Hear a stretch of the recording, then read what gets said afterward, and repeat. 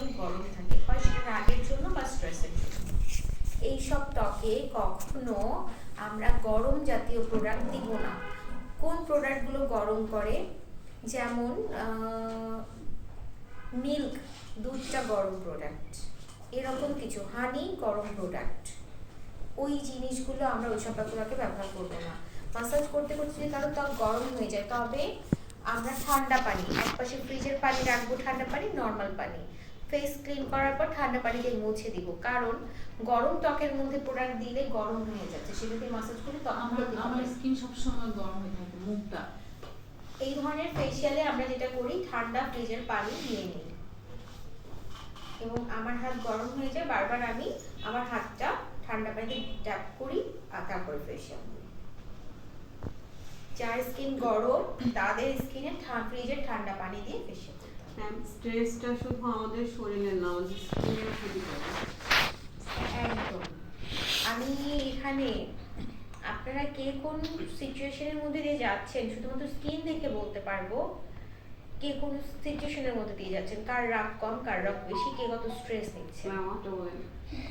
আমারটা অনেক সেম। বলতে গেলে না, এটার একটা গল্প হচ্ছে, আমি কাউকে বলছি একটু কথা বলার পর সে আরেকজন বলছে প্লিজ বলেন প্লিজ বলেন। তো পেশেন্ট নিয়ে বলতে হয়, ধরেন আমি আপনার ব্যাপারে শুধু ভালোই বলবো, খারাপটা কিন্তু আমি বলবো না, তা আবার সবার সামনে। তো লাস্ট টিওটি ক্লাসে সব তো সিনিয়র ভাইরা ছিল, আপুরা ছিল, আপুদের বেলা তো সুন্দর সুন্দর কথা বলা গেছে, ভাইদের চোখের দিকে দেখে আমি খারাপ আর খারাপ।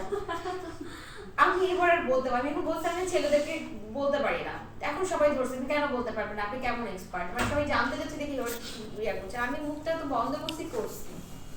মেয়েদের বেলায় তো অনেকটা ভালো বলা যায়, ছেলেদের ব্যাপারে দেখছি দুটা পার্সোনালিটি, দুটা করে বৈশিষ্ট্য, এবার আমি কি বলবো, তো এটা আসলে বিপদ আছে।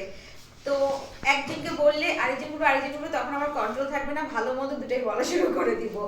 পার্সোনালি বলা ঠিক আছে, একজনের সম্পর্কে এত ওপেন কথা বলতে হয় না, আমিও পছন্দ করি না, কি আপনারা কেউ বলেন সেটাও আমি চাই না, কারণ আজকে যে গোপন কথাটা বা আজকে যে পার্সোনালিটা আরেকজন জেনে যাবে, এটা ক্ষতি। আর আল্লাহ মনে হয় আমাকে এই জন্য এই গুণটা বা ওই পর্যায়ে নিয়ে গেছিল, যেখান থেকে আমি শিখতে পারছি যে আমি ওপেন করি না কিছু, সবকিছু আমি আমার মধ্যে এবং আমার ক্লায়েন্ট বা আমার কনসাল্ট করে যাতে তার মধ্যেই সীমাবদ্ধ রাখি, যে একটা ভালো কথা বলতে পারি। না, আমার রাগটা কেমন এইটুকু বলেন। আপনার রাগ হচ্ছে ভালো, আমি আর কাউকে বলবো না, শুধু আপনাকেই বলবো, বাকি কারণ এই যে বললাম আমি কেন বলবো না সেটাও কিন্তু এক্সপ্লেন করছি।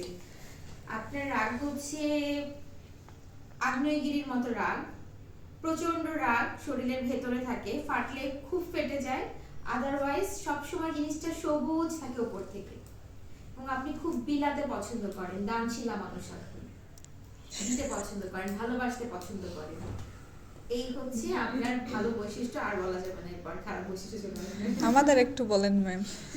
আর বলবো না, কারণ একজনকে বইলা সবাইকে